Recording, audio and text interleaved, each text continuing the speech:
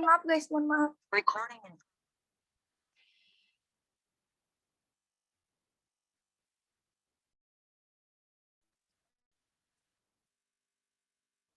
Bismillahirrahmanirrahim. Assalamualaikum warahmatullahi wabarakatuh.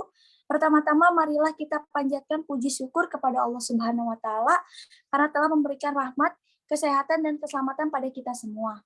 Pada kesempatan kali ini, izinkan saya dan teman-teman dari kelompok 5 untuk membahas mengenai topik bimbingan pada siswa berbakat yang berkesulitan belajar. Sebelum kita memulai, saya Alisa Fitri Septiana yang bertugas sebagai moderator akan membantu jalannya presentasi kali ini atau diskusi kali ini.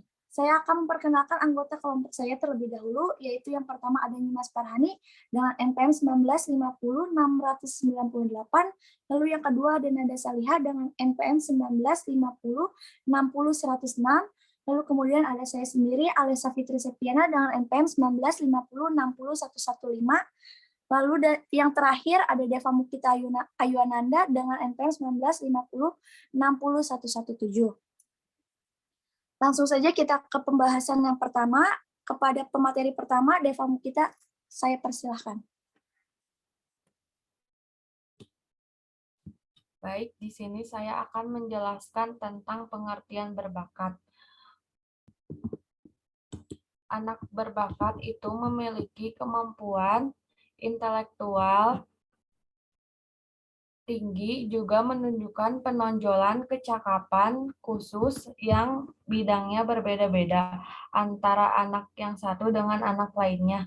Anak ini disebut juga gift and talent yang berarti berbakat intelektual. Di sini kita harus membedakan antara bakat sebagai potensi, bawaan, dan bakat yang telah terwujud dalam prestasi yang tinggi. Semua anak berbakat mempunyai potensi yang unggul, tetapi tidak semua telah berhasil mewujudkan potensi unggul tersebut secara optimal.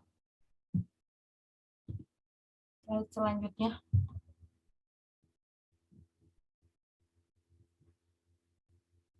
Yang selanjutnya pengertian underachieve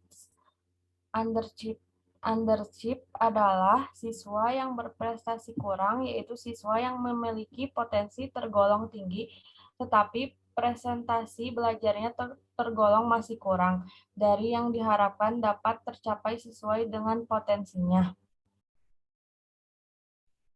Dijelaskan bahwa yang dimaksud underachievers atau berprestasi di bawah kemampuan adalah jika ada ketidaksesuaian antara presentasi sekolah dan indeks kemampuannya sebagaimana nyata dari tes integrasi, presentasi atau kreativitas, atau dari data observasi di mana presentasi sekolah nyata lebih rendah daripada tingkat kemampuan.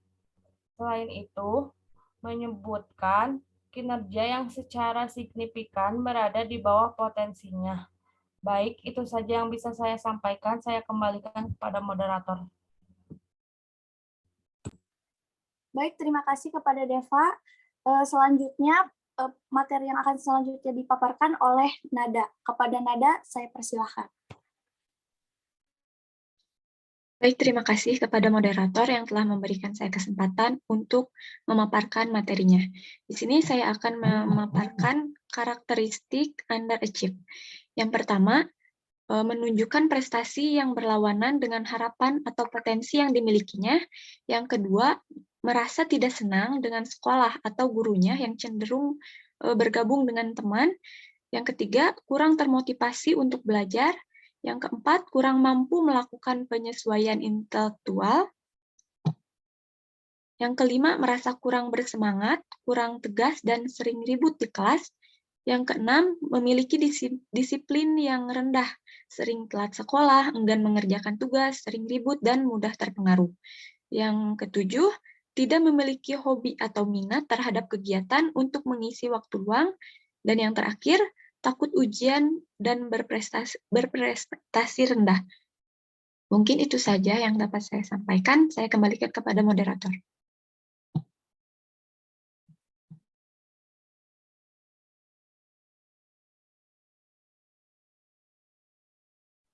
Baik, terima kasih kepada Nada. Materi selanjutnya akan dipaparkan oleh saya sendiri.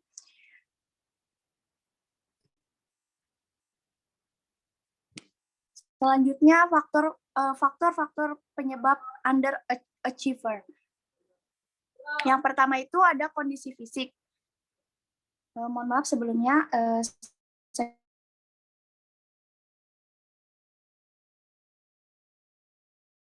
saya izin. Pertama itu kondisi fisik, seperti achiever yang berasal dari sisi fisik.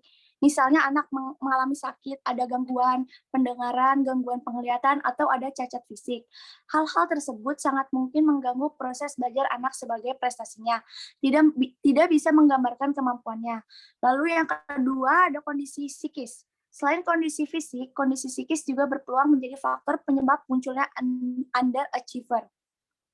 Beberapa ahli mengungkapkan pendapat mengenai kondisi psikis yang rentan menjadi penyebab underachiever.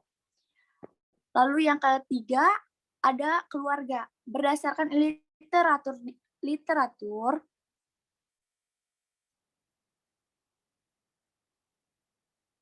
yang ketiga itu ada keluarga. Berdasarkan literatur akan bahwa keluarga sebagai salah satu penyebab underachiever.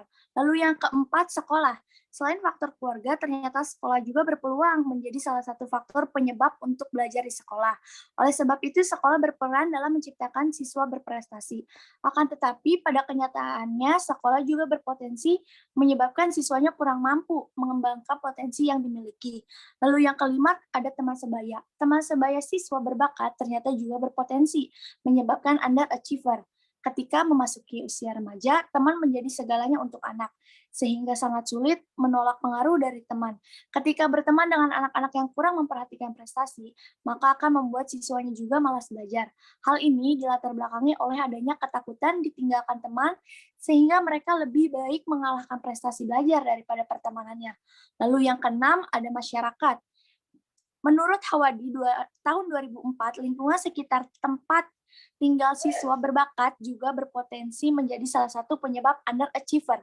Adanya harapan dari lingkungan sekitar yang menuntut anak berbakat harus memiliki prestasi yang baik dalam segala bidang, terkadang membuat anak justru merasa terbebani. Akibatnya anak berbakat yang seharusnya mampu menunjukkan prestasi tinggi sesuai dengan tingkat kecerdasan justru menunjukkan hal sebaliknya. Mungkin itu saja yang bisa saya sampaikan. Untuk pemaparan selanjutnya, saya persilakan kepada Hani. Kepada Hani saya persilakan. Baik, terima kasih. Nah, di sini saya akan menjelaskan tentang bimbingan untuk siswa berbakat yang berkesulitan belajar. Layanan bimbingan dan konseling untuk anak underachiever mengutamakan penekanan pada jenis kegiatan seperti bimbingan belajar, bimbingan pribadi sosial, bimbingan karir. Pada bimbingan pribadi sosial, bimbingan ini dimaksud untuk mencapai tujuan dan juga tugas perkembangan pribadi dan sosial anak dalam mewujudkan pribadi yang mampu menyesuaikan diri dan bersosialisasi dalam lingkungannya secara baik. Mengingat ada beberapa anak underachiever yang memiliki masalah secara pribadi dan juga sosialnya. Lalu ada bimbingan belajar. Bimbingan ini dimaksud untuk mencapai tujuan dan tugas perkembangan pendidikan melalui kegiatan belajar yang lebih menyenangkan, yang mencakup pengembangan kemampuan dasar dan pembentukan perilaku. Selanjutnya ada bimbingan karir, yaitu bimbingan untuk membantu anak dalam merencanakan pengembangan dan pemecahan masalah-masalah karir seperti pemahaman terhadap jabatan dan tugas-tugas kerja, pemahaman kondisi dan kemampuan diri, pemahaman kondisi lingkungan, perencanaan dan pengembangan karir, penyesuaian pekerjaan dan pemecahan masalah-masalah yang dihadapi secara sederhana.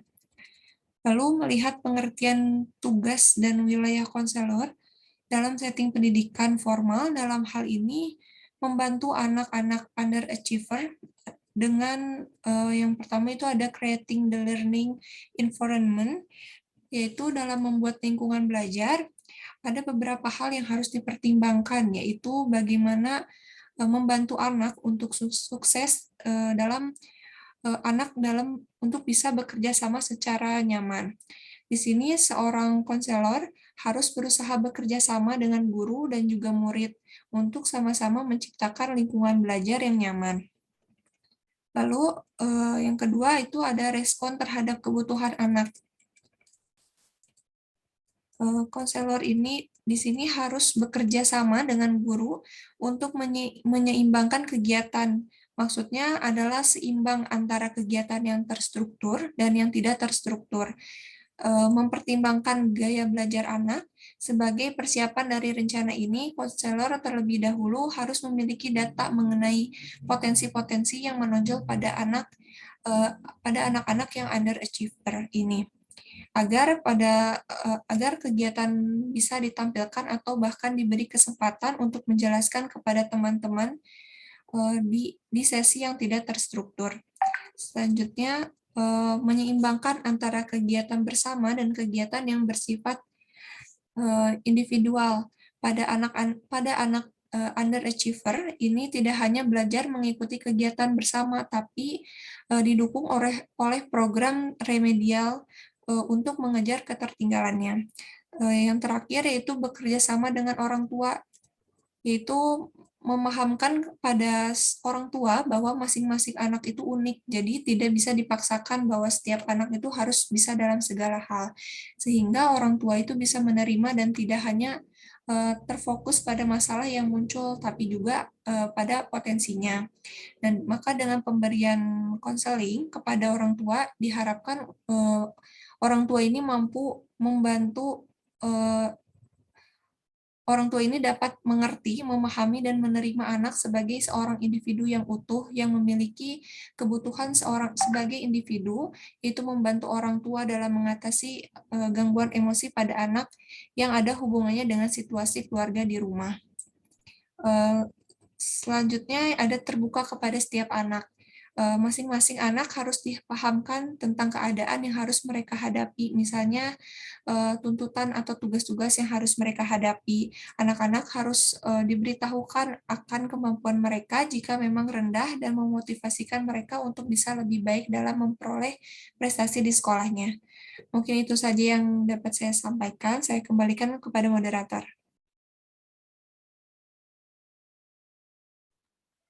Baik, terima kasih kepada Hani. Selanjutnya, hasil pemaparan telah selesai. Saya akan membacakan kesimpulan bahwa setiap anak dilahirkan dengan potensi dan kemampuan yang berbeda antara satu dengan lainnya. Potensi tersebut tidak dapat disamaratakan antar anak tersebut, antara satu anak